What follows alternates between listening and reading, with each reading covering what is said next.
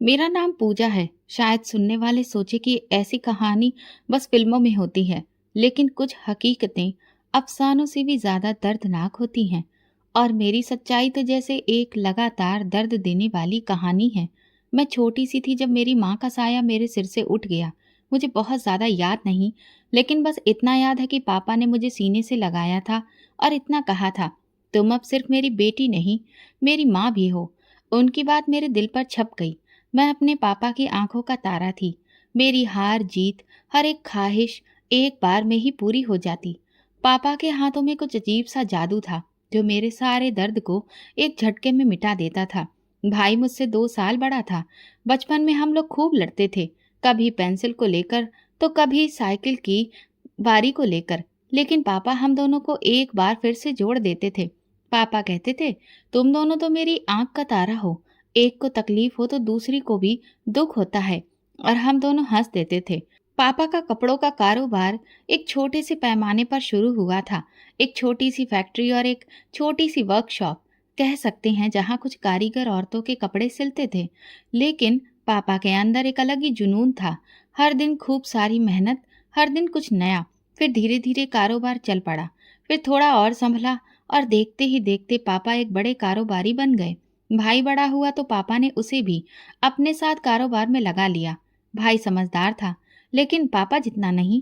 मैं ये ध्यान देती थी कि पापा के साथ उसका रवैया बदलने लगा है।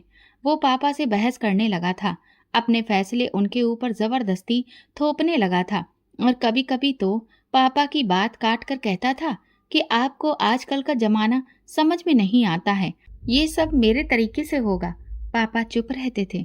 शायद बेटे से हार जाना उन्हें मंजूर था, लेकिन बेटे से दूरी नहीं। भाई की शादी की बात चली तो घर में खुशी की लहर दौड़ गई। रिश्ता हमारी रिश्तेदारी में ही था, भाई को भी पसंद था। पापा ने बिना कुछ ज्यादा सोचे समझे तुरंत ही हाँ कर दी। मैंने एक बार पापा को कुछ थका हुआ सा देखा। शायद वो जानते थे कि ये फैसला जज्बाती है, समझदारी से लिया गया नहीं है। फिर भैया की शादी बहुत धूमधाम से हुई। बहुत सादा सी लड़की थी वो। शायद शुरुआत में मैं यही समझी। भाभी ने आते ही सबके दिल जीत लिए, खास तौर पर पापा का। वो अच्छा खाना बनाती, पापा की सेवा करती, उनके साथ बैठकर बातें करती। मैं खुश थी कि पापा खुश हैं, लेकिन फिर कुछ दिनों के बाद ही एक अजीब सी दूरी होने लगी। ऐसा लगता था कि जैसे मैं घर में मेहमान हूँ और भाभी घर की मालकिन। धीरे धीरे उनकी बातों में तीखापन आने लगा। पहले तंजिया बातें, फिर ठंडा पानी, और फिर पूरी तरह से नजरअंदाज कर देना। सब लोग महसूस करते थे और मैं भी बहुत अच्छे से जानती थी, लेकिन कोई कुछ भी कहने की बजाय चुप्पी साध लेता।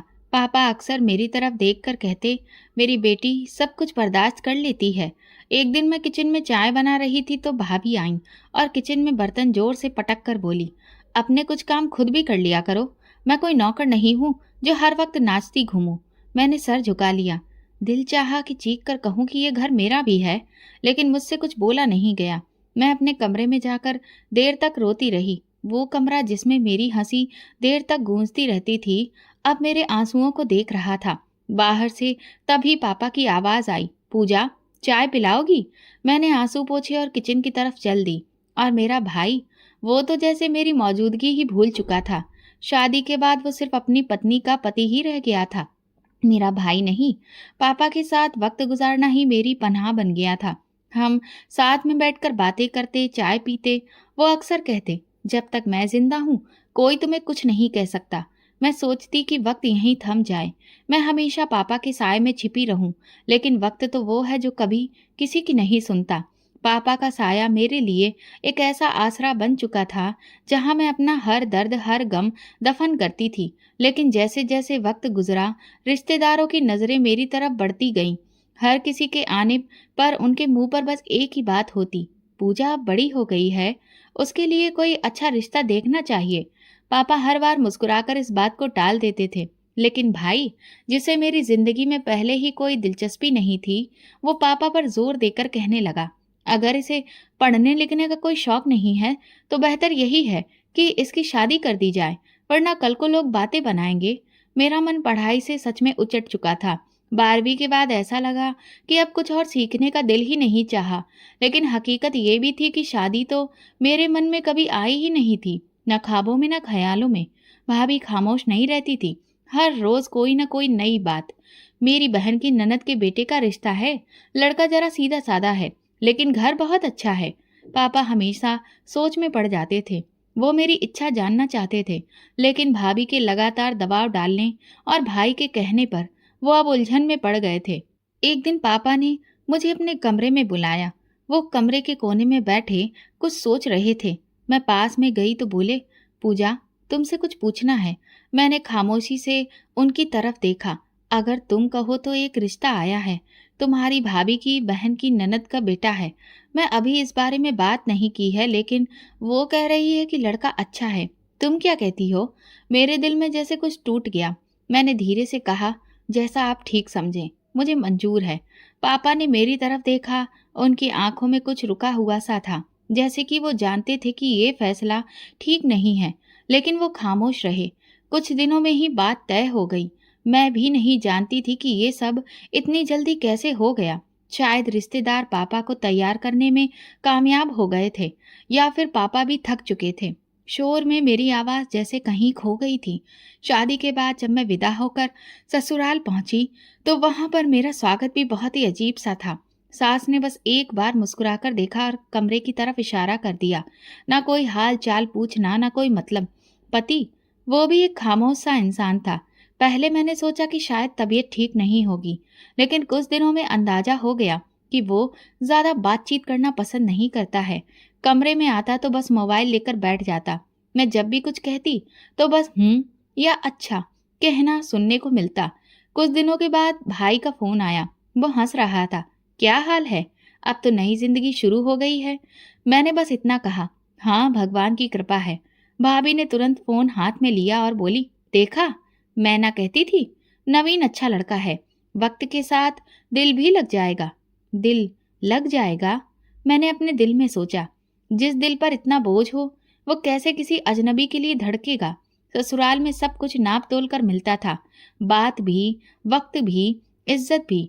सुबह का नाश्ता बनाती तो तारीफ नहीं होती थी, लेकिन अगर जरा सा कुछ भी जल जाए तो सब लोग नाक मुंह चढ़ा लेते थे। शादी को 3 महीने हुए थे जब एक दिन शाम को दरवाजे पर दस्तक हुई। दरवाजा खोला तो सामने एक अजनबी औरत खड़ी थी।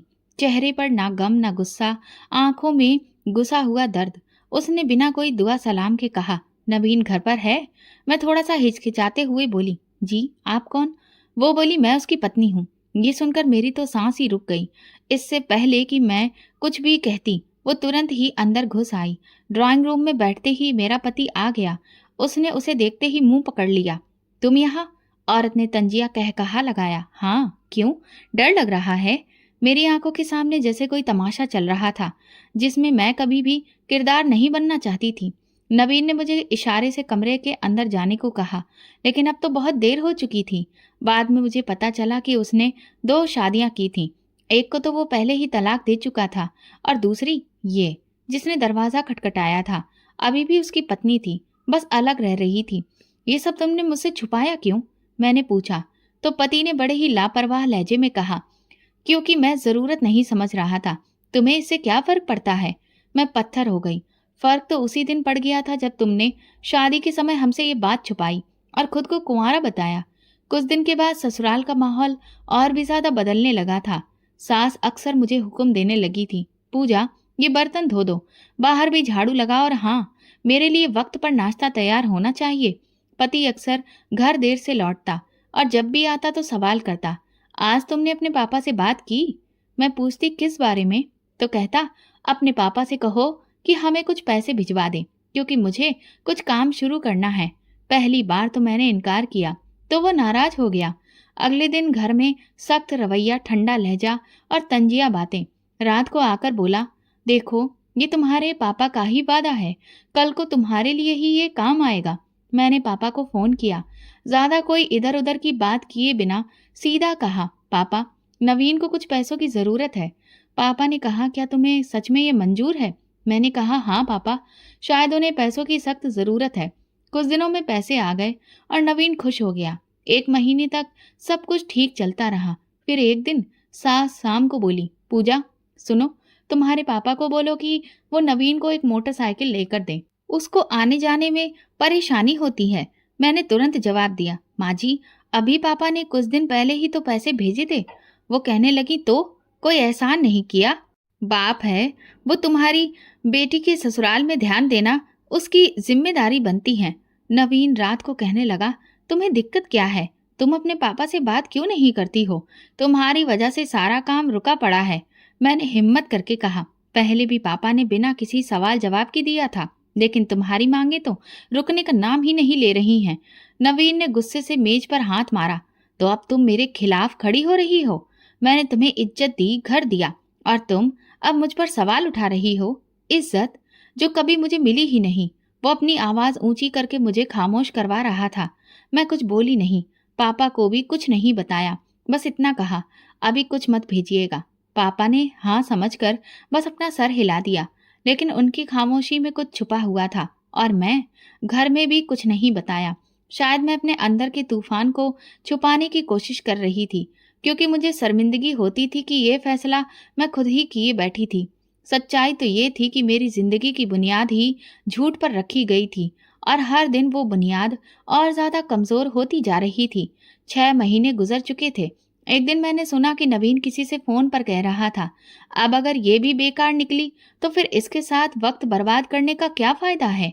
उसका फोन बंद हुआ तो मैंने धीरे से पूछा, क्या बात कर रहे थे आप? उसने आंख उठाकर देखा और मुझसे कहा, कुछ नहीं, बस काम की बात कर रहा था। तुम हर वक्त सुनती क्यों रहती हो? मैंने अपना रुख मोड़ लिया, लेकिन मन में उसकी बात गूंजती रही। अब हर छोटी बात में ताना शामिल होता था। अगर नाश्ते में जरा सी भी देर हो जाए तो सुनने को मिलता, बस अब यही और रह गया था, निकम्मी कहीं की, न बच्चा न 4 घर के काम होते हैं। सास की बातचीत में भी अब एक नया अंदाज आ गया था। अब तुम्हारे जैसा नसीब हो तो यही हाल हो। शादी को 1 साल होने वाला है, लेकिन अब तक कोई खुशखबरी नहीं मिली। मैं हर महीने उन नजरों का सामना करती जो मेरे शरीर को कसूरवार ठहराती थी। डॉक्टर के पास जाने की बात पर मेरी सास ने बड़े ही कठोर लहजे में कहा, डॉक्टर के पास जाना कोई जरूरी नहीं है, हम सब कुछ समझते हैं। मैंने खामोशी ओढ़ ली। मैं हर रोज खुद को तसल्ली देती, शायद एक दिन धीरे धीरे सब कुछ बदल जाएगा, लेकिन कल की उम्मीद कुछ और ही बनकर रह जाती थी। एक दिन नवीन घर लौटा तो बहुत गुस्से में था। जूते निकालकर फेंकते हुए बोला, आज फिर बिजली का बिल वक्त पर जमा नहीं हुआ। तुम घर में करती क्या रहती हो? मैंने धीरे से कहा, आप ही तो कहते हैं कि ये काम आपके हैं। वो लपक कर मेरी बाह को जोर से खींचते हुए बोला, जुबान चलाने लगी हो? मेरी कलाई पर निशान पड़ गया, लेकिन मैंने कुछ भी नहीं कहा। रात को कमरे में सन्नाटा छाया रहा। सोने से पहले वो बोला, अगर यही हाल रहा तो मैं तुम्हें तुम्हारे मायके वापस भेज दूंगा, बेकार औरत। एक दिन मोहल्ले की एक मौसी आई हुई थी। चाय पेश की तो सास ने उनके सामने ही कहा, हमारी बहू तो बस पत्थर की मूरत है, न हंसती है न बोलती है, शायद कुछ कमी है जिसकी वजह से खामोश रहती है।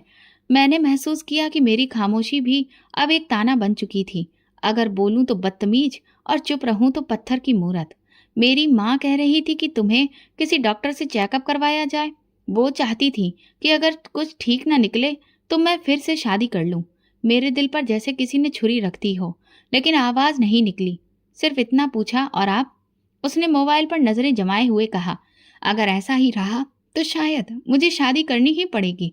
मैंने आसमान की तरफ देखा, जैसे वहां कोई जवाब छुपा हो।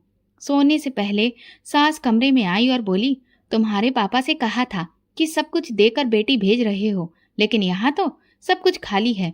मैंने अपना रुख दूसरी तरफ कर लिया। वो बोली, याद रखना, अगर घर में बच्चा नहीं हुआ तो अपने घर वापस जाओगी। कभी कभी सोचती थी कि काश बीमार हो जाती, तब शायद कोई हमदर्दी करता, लेकिन सेहतमंद होकर भी हर दिन बीमार सी लगती थी। मैंने एक बार पापा को फोन किया। वो बोले, तुम ठीक हो? मैंने कहा हाँ। वो बोले, लेकिन आवाज सुनकर लग रहा है कि ठीक नहीं हो। मैंने जवाब दिया, बस मैं थक गई हूँ पापा। उन्होंने धीरे से कहा, देखो बेटा, अगर सहना बहुत ज्यादा हो गया है तो बताना जरूर। लेकिन मैंने नहीं बताया।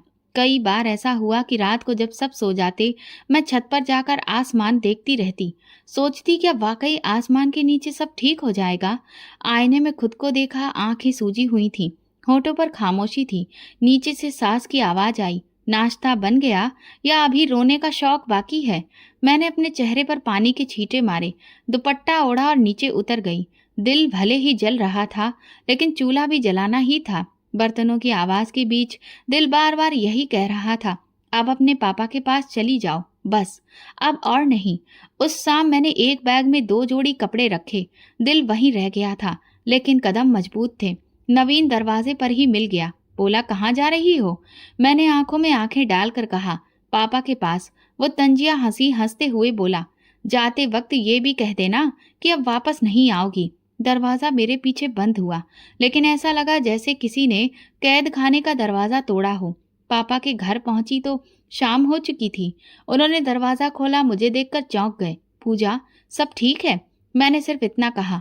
अब और कुछ नहीं सुनना, कुछ नहीं सहना, बस आपके पास रहना है। उन्होंने दरवाजा बंद किया, मुझे अंदर ले गए और सोफे पर बैठा दिया। बोले, बेटा, अब सब कुछ बताओ। मैं सब समझ गया हूँ, तुम जहाँ हो सही हो। अगले दिन पापा मुझे अपने एक जानकार वकील के पास ले गए। वहां बैठकर पहली बार जुबान से शब्द निकले। वकील ने सारी बात सुनी, कुछ सवाल किए और कुछ दस्तावेज तैयार करवाए। नवीन को नोटिस भेजा गया। 3 दिन बाद जवाब आया, घमंड से भरा, तलाक मंजूर है, इस पर और कोई बात नहीं करना चाहता। मैंने दस्तखत कर दिए और अदालत के खामोश कमरे में अपनी जिंदगी के सबसे बुरे पन्ने को बंद कर दिया।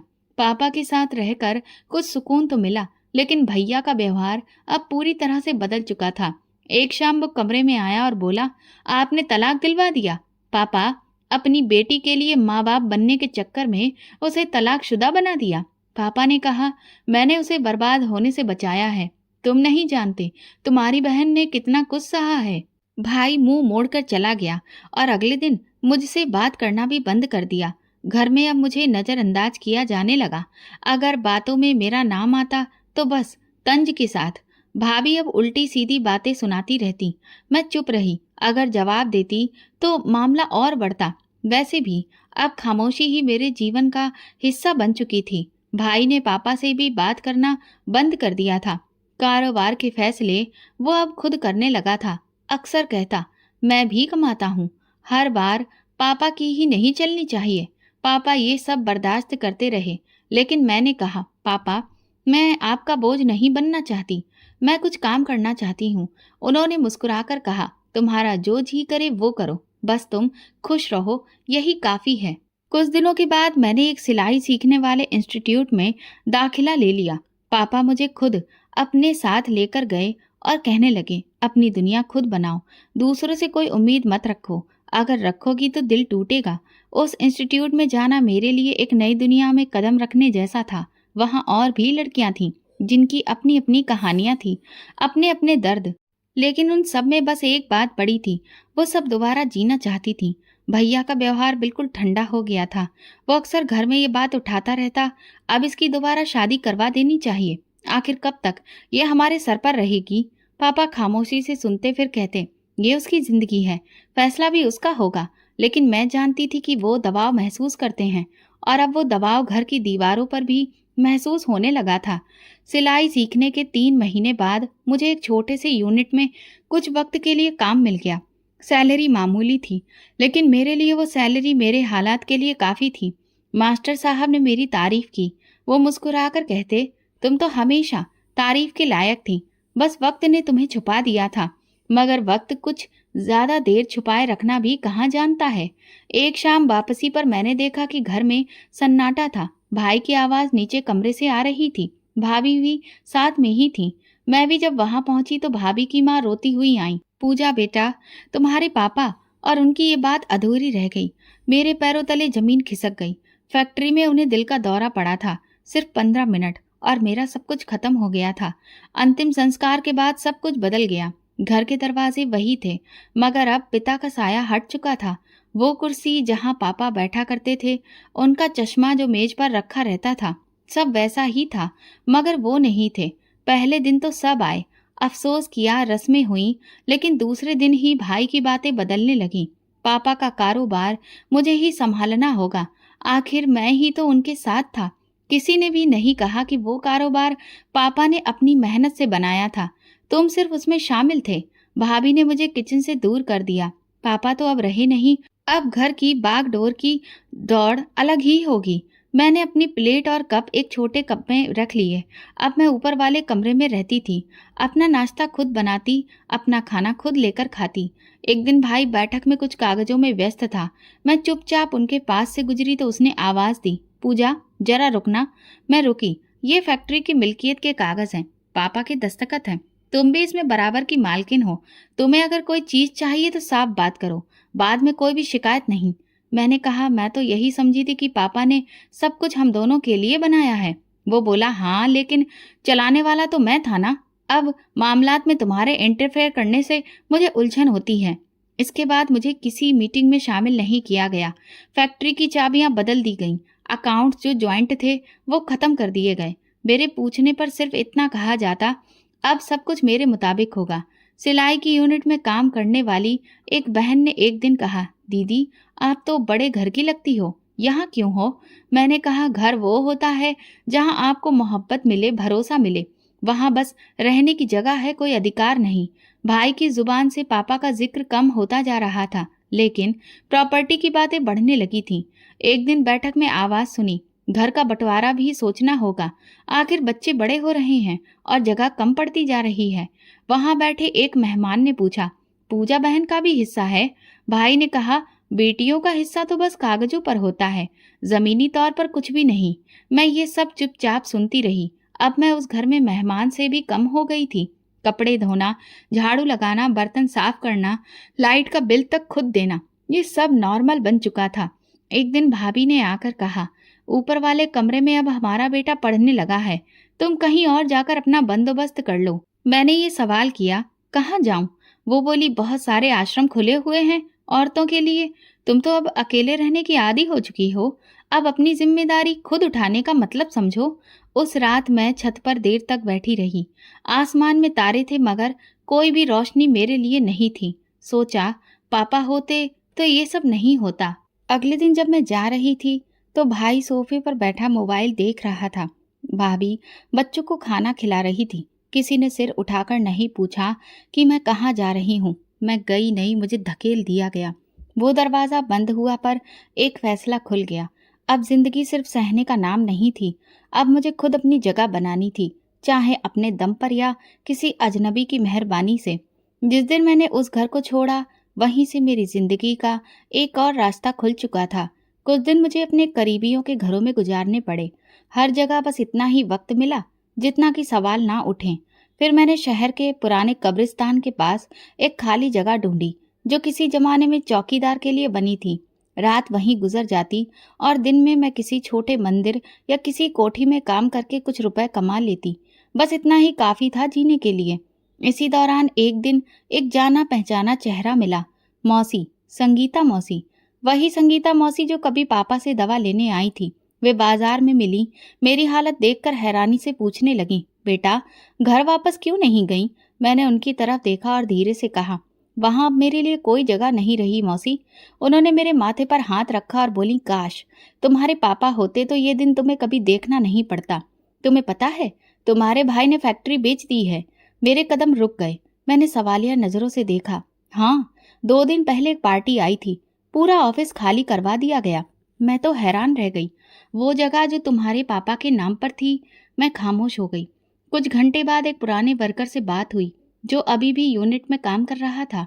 उसने बताया, हमें नया मालिक कल से संभालेगा, सब कुछ अब बदलने वाला है। फैक्ट्री जिसके लिए पापा रातों को जागते थे अब किसी और की थी।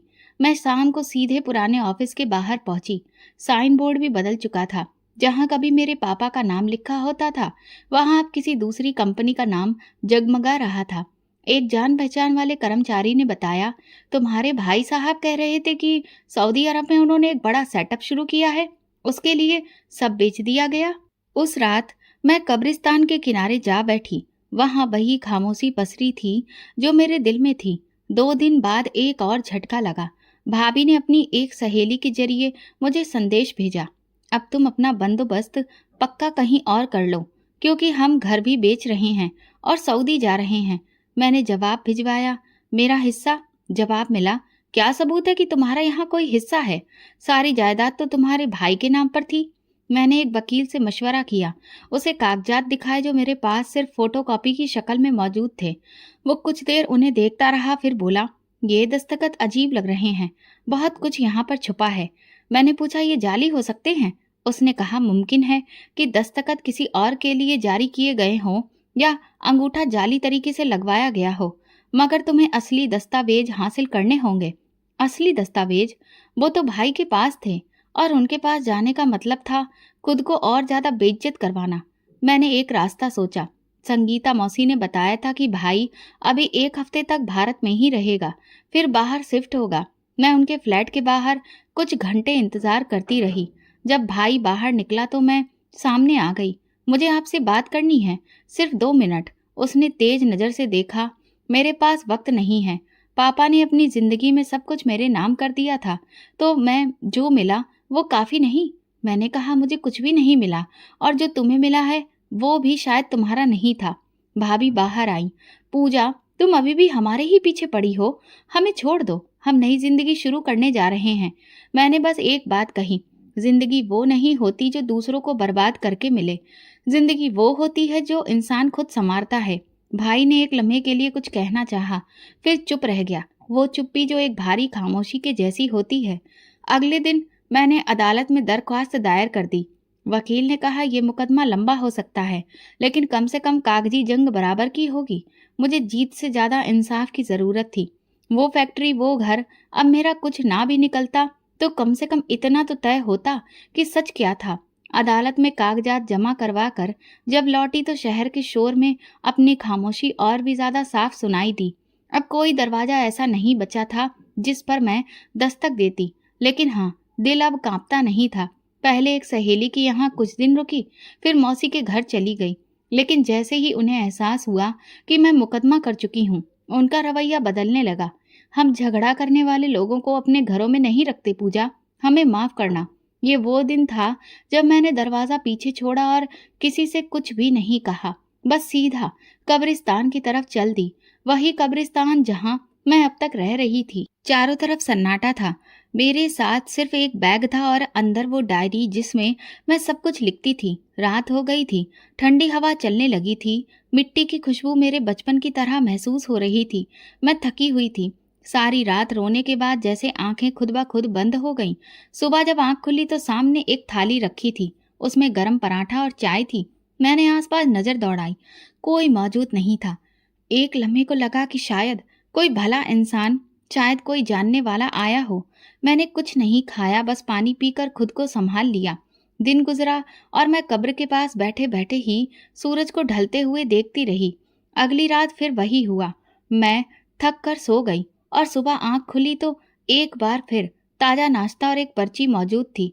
फिक्र मत करो, तुम अकेली नहीं हो। अब मेरे दिल में सवाल पैदा होने लगा, ये कौन है? रोज कौन आकर मेरे लिए खाना रख जाता है?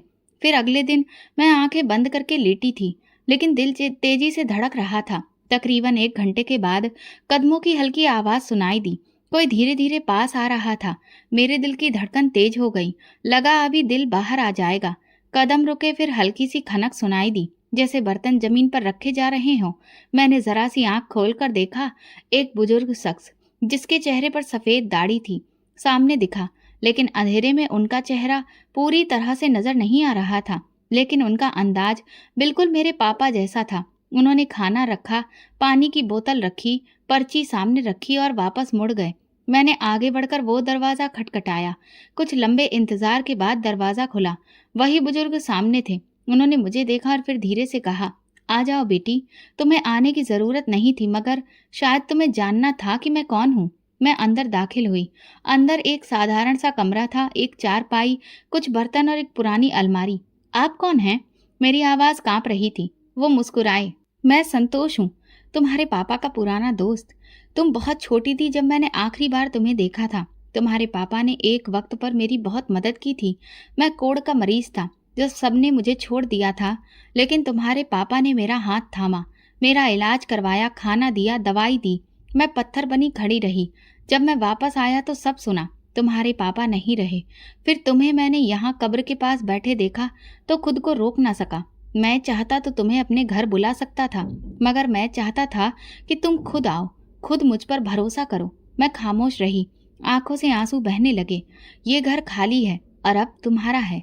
मैंने इसे तुम्हारे नाम कर दिया है। तुम्हें अब कोई भी बेघर नहीं कर सकता। मैंने उनका हाथ पकड़ा, वही हाथ जिन्होंने मुझे मेरी खोई हुई जगह वापस दी थी। मेरे दिल में पहली बार सुकून महसूस हुआ, जैसे पापा ने मुझे दोबारा अपनी पनाह में ले लिया हो। उस रात मैंने लंबी नींद ली और पहली बार डर के बिना सोई। अगले दिन सुबह जब मैं उठी तो मेरे ऊपर वही चादर थी जो पिछली रात संतोष चाचा ने दी थी। मैंने अपने बैग से पुरानी डायरी निकालकर पापा के नाम पर कुछ लिखा था, लेकिन उसे मैंने पन्ने को सब अधूरा छोड़ दिया। शायद इसलिए कि जो सवाल लिखना चाहती थी उसका जवाब मिल चुका था। संतोष चाचा ने नाश्ता तैयार कर लिया था, सादा सा खाना, जैसे पापा भी अक्सर खुद बनाकर खाते थे। मैंने उनसे नजर मिलाए बिना पूछा, आप कितने दिनों से मेरे पीछे आ रहे थे? वो खामोशी से थाली मेरे सामने रखते हुए बोले, जिस दिन तुम पहली बार इस कब्रिस्तान में आई थी उसी दिन से। मैंने हैरत से देखा, तो आपने वो सब अकेले ही किया? खाना, पानी, वो पर्चियां? उन्होंने मुस्कुराकर जवाब दिया, अकेला हूं तो करता भी सब खुद ही हूं। पर्चियां वो सिर्फ तुम्हें याद दिलाने के लिए थी कि तुम टूटी नहीं हो, बस बुरे वक्त से गुजर रही हो। मैंने पूछा, आप मुझे पहले क्यों नहीं मिले? वो कुर्सी पर बैठकर दरवाजे की तरफ नजर डालते हुए बोले, तुम्हारे पापा जितने सख्त थे उतने ही खामोश भी। मेरी बीमारी के दिनों में सबने दरवाजा बंद किया, सिर्फ वही आए, मेरे जख्म धोए, मुझे सहारा दिया। उसके बाद मैं वापस अपने गांव चला गया। वहां से बस यही सुना कि वो नहीं रहे। जब वापस आया तो तुम्हारी हालत देखी तो दिल नहीं माना। मैं तुम्हें यूं बेसहारा नहीं देख सकता था। मैंने धीरे से पूछा, आपका कोई अपना नहीं? वो लम्हे भर खामोश रहे, फिर बोले, न पत्नी है न औलाद। शायद तुम्हारे पापा ही मेरे सब कुछ थे और अब तुम हो। मैंने नजरें झुका ली। उनके लहजे में अजनबियत नहीं, अपनापन था जो कभी पापा के लहजे में दिखता था। तुमने मुझे अपना समझा, मैं एहसानमंद हूँ। वो हंसने लगे, ये एहसान नहीं, अधिकार है।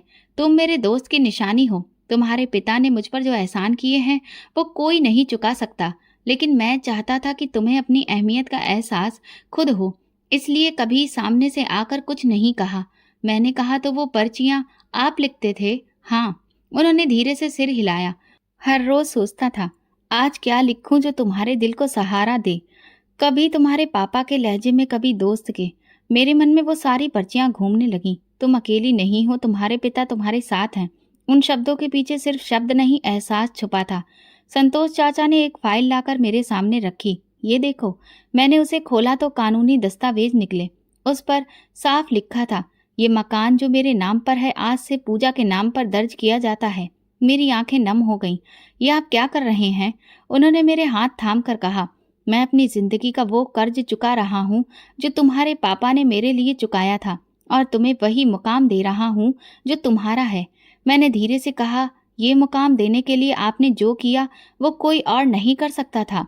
उसी दिन से मैंने सब कुछ ठीक करना शुरू कर दिया। सामान जमाया, फर्श धोया, पर्दे बदले, पापा की तस्वीर लगाई। संतोष चाचा रोज सुबह बैठक के सामने पेड़ के नीचे कुर्सी पर बैठकर चाय पीते और पुरानी बातें सुनाते। एक दिन मैंने उनसे पूछा, आपने कभी दोबारा जिंदगी शुरू करने का नहीं सोचा? वो हंसकर बोले, हर कोई दोबारा शुरू नहीं कर सकता, कुछ लोग सिर्फ दूसरों को दोबारा शुरू करने की हिम्मत देते हैं। मैंने मुस्कुराकर कहा, इसलिए आप मुझे लगातार खाना देकर हिम्मत दिलाते हैं। उन्होंने एक पर्ची निकाल कर दी। यह आखिरी पर्ची है, इसे संभाल कर रखना। मैंने पर्ची खोली, उस पर लिखा था, अब तुम खुद लिख सकती हो, तुम्हारे शब्द तुम्हारी रोशनी होंगे। शायद यही वो दिन था जब मुझे महसूस हुआ कि मैं टूट कर भी बच गई हूँ। अब मेरे पास न सिर्फ पनाह थी बल्कि पहचान भी थी। जब कागजी कार्रवाई पूरी हुई और सब कुछ मेरे नाम पर हो गया तो ये एहसास आने लगा कि अब मैं किसी और की छत के नीचे नहीं, अपने घर में सांस ले रही हूँ। भले ही वो सिर्फ 2 कमरों का सादा सा मकान था, लेकिन मेरे लिए वो एक पूरी दुनिया थी। पहली बार मैंने अपनी मर्जी से दरवाजे पर नाम की तख्ती लगाई। संतोष चाचा मेरा हमसाया बन चुके थे। हम साथ में नाश्ता करते, साथ बाजार जाते और वो रोज शाम को सिलाई वाली मेज के पास बैठकर पुरानी खबरें सुनाते। उनकी मौजूदगी में वो सन्नाटा खत्म हो चुका था जो बरसों से मेरे जहन को खा रहा था। अगले हफ्ते 3 लड़कियां मेरे पास सिलाई सीखने आईं। उनमें से एक की माँ ने पूछा, बेटा आप खुद भी सिखाती हैं? मैंने जवाब दिया, अभी शुरू किया है, ये मेरा नया रास्ता है। कई दिन गुजर गए। एक शाम दरवाजे पर दस्तक हुई। बाहर एक बच्चा खड़ा था, हाथ में मोबाइल था। दीदी, कोई आपसे बात करना चाहता है। मैंने फ़ोन लिया, लाइन पर भाई था। पूजा, मैं चुप हो गई। मैं सऊदी अरब में हूँ। सब कुछ खत्म हो गया है। वो कंपनी जिसके साथ मैंने सौदा किया था, वो तो फ्रॉड निकली। फैक्ट्री के पैसे भी ले गई और घर का पैसा भी। अब मैं यहाँ मेहनत मजदूरी कर रहा हूँ। मेरी जुबान पर कुछ नहीं था, लेकिन दिल में हलचल जरूर थी। वो बोलता रहा, तुम्हारी भाभी मुझसे अलग हो चुकी है, बच्चे लेकर वापस चली गई है। मेरे पास अब कुछ नहीं बचा, सिर्फ एक मोबाइल और कुछ पैसे। मैं जानता हूँ मैं गलत था, लेकिन पापा की मौत के बाद जैसे कुछ नजर आना बंद ही हो गया था। तुमसे भी मैं बहुत बुरा व्यवहार कर रहा था। फोन बंद होने के बाद मैं देर तक बैठी रही। ना खुशी थी ना गुस्सा, बस एक एहसास कि सब कुछ आखिर सामने आ ही गया। अगले दिन संतोष चाचा आए। मैंने उन्हें सब बताया। वो खामोशी से सुनते रहे, फिर बोले, भगवान ने तुम्हें वक्त से पहले बहुत कुछ दिखा दिया है ताकि तुम वक्त पर समझ सको। मैंने कहा, अब दिल में ना नफरत है ना रिश्ता, बस एक दूरी है। उन्होंने बात में सर हिलाया। ठीक है, पर अगर वो वापस आए तो वो जान ले कि अब तुम पहले वाली पूजा नहीं रही। कुछ ही दिनों में मेरे सिलाई ग्रुप में बढ़ोतरी हो गई। अब 5 लड़कियां शाम को आती और मोहल्ले की गलियों से कुछ काम भी आने लगा। एक औरत ने कहा, बहन, आपके कपड़े की सिलाई बहुत बेहतरीन है। और ये बात मेरे लिए सबसे खूबसूरत थी। एक शाम दरवाजे पर फिर वही बच्चा आया। बहन, फोन है, सऊदी अरब से। संतोष चाचा ने फोन उठाया। कुछ लम्हों के बाद उन्होंने मुझे फोन दिया। पूजा, मैं वापस आ रहा हूँ। कुछ दिनों में हिंदुस्तान में हूँ। सर छुपाने की जगह नहीं है। बस इतना जानता हूँ कि जिस छत के नीचे पैदा हुआ था, वो छत अब नहीं रही। मैंने बगैर किसी एहसास के कहा, कब आ रहे हो? 1 हफ्ते बाद। अगर इजाजत हो तो कुछ दिन तुम्हारे पास ठहर जाऊं? मैंने कुछ लम्हे सोचा, फिर जवाब दिया, ये मेरा नहीं, संतोष चाचा का घर है। अगर वो चाहें तो आ सकते हो। फोन बंद हुआ और संतोष चाचा ने मेरी तरफ देखा। तो तुम उन्हें वापस आने दोगी? हाँ, क्योंकि अब मैं कमजोर नहीं हूँ। और माफी, वो हमेशा बड़ी रहेगी। संतोष चाचा बोले, तो तुम अब वाकई बड़ी हो गई हो। मेरे चेहरे पर एक मुस्कुराहट बिखर गई। एक दोपहर दरवाजे पर हल्की सी दस्तक हुई। संतोष चाचा कुर्सी से उठे। मैं सिलाई मशीन पर काम कर रही थी। वो वापस आए तो उनके साथ वो खड़ा था जो बरसों पहले मुझे दरवाजे से निकाल चुका था, मेरा भाई। उसकी हालत बदली हुई थी। बाल बिखरे थे, चेहरे पर थकान और आंखों में नमी थी जो मैंने कभी देखी नहीं थी। हाथ में सिर्फ एक बैग था और कपड़ों से साफ पता चलता था कि उसकी हालत बहुत खराब है। उसने झिझकते हुए चाचा को नमस्कार किया और मेरी तरफ देखा। संतोष चाचा ने एक तरफ होकर कहा, अंदर आ जाओ, धूप तेज है। भाई ने कमरे में कदम रखा, लेकिन अंदर के सुकून को तोड़ने के लिए कुछ नहीं बोला। चंद लम्हे गुजरे, फिर उसने नजर उठाकर कहा, मैं माफी मांगने आया हूँ। सब कुछ लुटा चुका हूँ और अब तुम्हारे सिवा कोई नहीं बचा। मैं खामोशी से संतोष चाचा की तरफ देखने लगी। वो समझ गए और बाहर चले गए। भाई ने बैठते ही कहना शुरू किया, सऊदी अरब में सब कुछ खत्म हो गया। पार्टनर पर भरोसा किया, वो रकम लेकर गायब हो गया। भाभी ने तलाक ले लिया, बच्चों को अपने साथ ले गई। मैंने कई दिन सड़कों पर गुजार दिए, मजदूरी की, फिर फैसला किया कि वापस आकर वो सब मांग लूं जिससे दूरी बना ली थी। मैंने सवाल नहीं किया, बस सुन रही थी। मैं जानता हूँ तुम्हें धक्का दिया, जायदाद पर कब्जा किया, तुम्हें बेघर किया, लेकिन पूजा, मैं अब वो इंसान नहीं रहा। वो गुरूर, वो दौलत, सब छिन गया। सिर्फ एक चीज बची है, पछतावा। उसके चेहरे से पछतावा छलक रहा था, लेकिन मैं जानती थी पछतावा माफी की दलील नहीं, माफी का दरवाजा होता है। खोलें या ना खोलें, यह हमेशा बड़ा होता है। तुमने सब बर्दाश्त किया, मैंने कुछ भी न पूछा। तुम चली गई और मैं पलटकर नहीं देखा। लेकिन आज जब दुनिया ने मुझे तन्हा कर दिया, तो जिन्हें हम कमजोर समझते हैं वही असल में सबसे मजबूत निकलते हैं। मैंने गहरी सांस ली। ये घर संतोष चाचा का है, मैं उन्हीं के घर में पल रही हूँ। उनकी इजाजत के बगैर मैं कुछ नहीं कर सकती। इस वक्त संतोष चाचा दरवाजे पर आ गए, जैसे सब सुन चुके थे। पूजा, अगर ये सच बोल रहा है तो मेरे दरवाजे बंद नहीं हैं। मैंने तुम्हें अपना घर दिया, अब तुम्हारे फैसले का वक्त है। मैंने भाई की तरफ देखा। यहाँ जगह है, लेकिन शर्त भी है। शर्त भी है? वो फौरन बोला, जो कहो मंजूर है। यहाँ किसी को हक नहीं कि अतीत को मुद्दा बनाए। तुम यहाँ रह सकते हो, लेकिन फैसले मेरे नहीं तुम्हारे होने चाहिए। खुद को साबित करो, चाचा का भरोसा जीतो, और अगर वाकई बदल चुके हो तो वो खुद तुम्हें अपना लेंगे। भाई की आंखें भर आईं। वो झुककर बोला, मैं हर शर्त मानता हूँ, बस तुमने दरवाजा खोल दिया यही मेरे लिए बहुत है। अगले दिन से वो घर के छोटे मोटे कामों में मदद देने लगा। संतोष चाचा ने उसे अपनी जरूरत के काम थमा दिए। ये सब करके लाओ और वक्त पर, फिर देखेंगे अगला कदम क्या है। भाई ने बिना कोई ऐतराज के सब किया। शाम को चाचा ने मुझसे कहा, बदले हुए चेहरे को परखना मुश्किल होता है, लेकिन जो खुद को बदले उसका रास्ता रोका नहीं जा सकता। अब वो रोजाना शाम को मेरे साथ सिलाई यूनिट के बाहर बैठता और आने वाली लड़कियों को दरवाजा खोलता। एक दिन भाई ने कहा, वो कागजात जिन पर जाली दस्तखत थे मेरे पास हैं, चाहे तो सब वापस तुम्हारे नाम हो सकता है। मैंने नरमी से जवाब दिया, अब इन चीजों की जरूरत ही नहीं। जो सुकून इस छोटे से घर ने दिया वो किसी फैक्ट्री में नहीं मिल सकता। उसने कहा, कम से कम तुम्हें वो दस्तावेज देखने चाहिए ताकि तुम जान सको कि सच क्या है। मैंने कहा, मैं जानती हूँ सच क्या था। पापा के साथ जो तुमने किया वो माफ किया, लेकिन भूलना मेरे लिए मुश्किल है। बस इतना जान लो, तुम अब सिर्फ भाई हो, मालिक नहीं। संतोष चाचा ने हमारी बात सुनी और मुस्कुराकर बोले, जो रिश्ता दोबारा जुड़ जाए उसे हर रोज संवारना पड़ता है। तुम दोनों ने वो पहला कदम उठा लिया। उसी दिन शाम को मैंने खिड़की खोली और पहली बार भाई को आंगन में पौधों को पानी देते हुए देखा।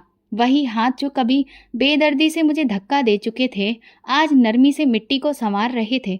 और मैंने जान लिया था, शायद माफी का दरवाजा सिर्फ दूसरों के लिए नहीं, खुद के लिए भी खोलना पड़ता है। सुबह की रोशनी धीरे धीरे आंगन में उतर रही थी। छोटे पौधे जिन्हें मैं कुछ महीने पहले उगा चुकी थी अब निकल चुके थे। भाई पानी दे रहा था और संतोष चाचा चारपाई पर बैठे अखबार के पुराने कॉलम पढ़ रहे थे, जिन्हें वो महीनों से जमा करते थे। मैंने दरवाजे के साथ लगी दीवार पर कील ठोकी। पूजा का घर। ये सिर्फ सिलाई सीखने का दरवाजा नहीं था, ये वो दुनिया थी जहाँ वे लड़कियां आती थी जिन्हें सब बेकार, बेमतलब और बदनसीब समझते थे। कोई तलाकशुदा थी, दूसरी को ससुराल वालों ने निकाल दिया था, तीसरी का पति उसके वजूद को ही मानने से इनकार करता था। लेकिन ये सब यहाँ आकर खुद को महसूस करने लगी थी। एक दिन मैं और भाई छत पर बैठे थे कि तभी संतोष चाचा एक लकड़ी का बॉक्स लेकर हमारे पास आए। कहने लगे, ये तुम्हारे पिता ने सालों से संभाल कर रखा था। हमने जब उसे खोला तो उसमें एक चिट्ठी थी जिसमें लिखा था, तुम दोनों बहन भाई हमेशा एक दूसरे का साथ देना, और मेरी बेटी पूजा, मुझे तुम पर पूरा भरोसा है कि तुम अपनी जिंदगी को कभी भी नीचे नहीं जाने दोगी। ये पढ़कर मेरे और भाई दोनों की आंखों में आंसू आ गए। भाई एक बार फिर से अपने किए पर शर्मिंदा होने लगा। पापा की उस चिट्ठी को पढ़कर मेरे मन में ख्याल आया कि मेरे पापा ने अपनी फैक्ट्री को कितनी मेहनत से खड़ा किया था, लेकिन आज उस फैक्ट्री पर किसी और ने अधिकार कर लिया है। मैंने भाई से इस बारे में बात की तो वो फूट फूट कर रोने लगा कि उसने अपने गलत फैसलों की वजह से सब कुछ बर्बाद कर दिया। मैंने भाई से कहा, पापा को हम दोनों पर भरोसा था, अगर तुम मेरा साथ दो तो हम फिर से एक बार नई शुरुआत कर सकते हैं। भले ही हमारे पास पापा जितना अनुभव नहीं है, लेकिन इतने सालों में हमने उनसे काफी कुछ सीखा है और बस उसी को आगे बढ़ाते हुए हमने घर से ही एक छोटे से कारोबार की शुरुआत की, जैसे पापा ने की थी। धीरे धीरे कुछ साल बीतने लगे। एक तरफ मैं अपने छोटे से बिजनेस में दिन रात मेहनत कर रही थी, दूसरी तरफ सिलाई सेंटर पर भी ध्यान दे रही थी।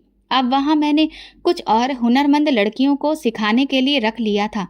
कुछ सालों में हमारे पास इतना पैसा आ गया कि हमने एक छोटी सी वर्कशॉप की शुरुआत कर ली, लेकिन यह हमारी बहुत छोटी जीत थी। अभी तो बहुत बड़ा मुकाम हासिल करना था। इस फैक्ट्री को उस मंजिल तक पहुंचाना था जहां हमारे पिता की मेहनत सबको दिखाई दे। एक दिन संतोष चाचा ने हमें एक खबर पढ़कर सुनाई जो अखबार में छपी थी। वो मेरे पति के बारे में थी। उस पर उसकी पत्नियों ने कोर्ट केस कर दिया था। वो एक पत्नी रखने के बावजूद कई औरतों से बार बार शादी करके उनके साथ धोखाधड़ी कर रहा था और इसीलिए उसकी पत्नियों ने उस पर मुकदमा दर्ज कराया था। उसका ये काला चेहरा सबके सामने आ गया। अदालत ने ना सिर्फ उसे सजा सुनाई बल्कि ये भी फैसला दिया कि उसे उन दोनों औरतों को जुर्माना भी चुकाना पड़ेगा। जब मैंने जुर्माने की रकम पढ़ी तो मेरी आंखें बड़ी हो गईं। वो जुर्माना बहुत भारी था, इतना कि शायद वो पूरी तरह से बर्बाद हो जाए। मुझे ये खबर पढ़कर कुछ सुकून मिला, क्योंकि ऐसे लोगों को ऐसी ही सजा मिलनी चाहिए। जैसे जैसे साल बीत रहे थे, हम भाई बहन दिन रात मेहनत करके तरक्की के रास्ते पर आगे बढ़ रहे थे। और फिर वो दिन आया जब एक बार फिर से हमने पापा के नाम पर और भी बड़े स्तर पर एक बड़ी सी फैक्ट्री खोली।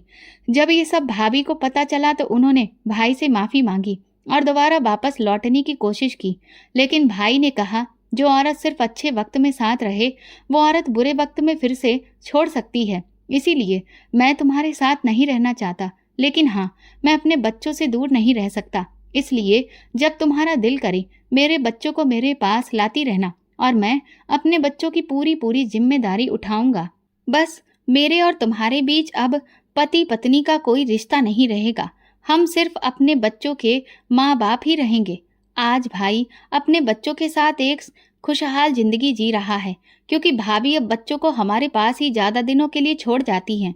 मैं भी अपने भतीजे भतीजियों के साथ बहुत खुश हूँ। भाई ने एक दो बार दोबारा शादी करने की बात कही, लेकिन मैंने साफ इनकार कर दिया, क्योंकि अब मैं इस जिंदगी में खुश हूँ। सबसे ज्यादा मुझे खुशी इस बात की है कि मेरे भाई को अपनी गलती का एहसास हुआ और उसे अपने पिता की कद्र समझ में आ गई थी। तो दोस्तों, अगर आपको हमारी कहानी पसंद आई हो तो कमेंट करके ज़रूर बताएं। वीडियो को लाइक करें और ज़्यादा से ज़्यादा शेयर करें। अगर आप चैनल पर नए हैं तो सब्सक्राइब जरूर करें और नोटिफिकेशन बेल दबाएं, ताकि अगली अपडेट सबसे पहले आपको मिले। धन्यवाद।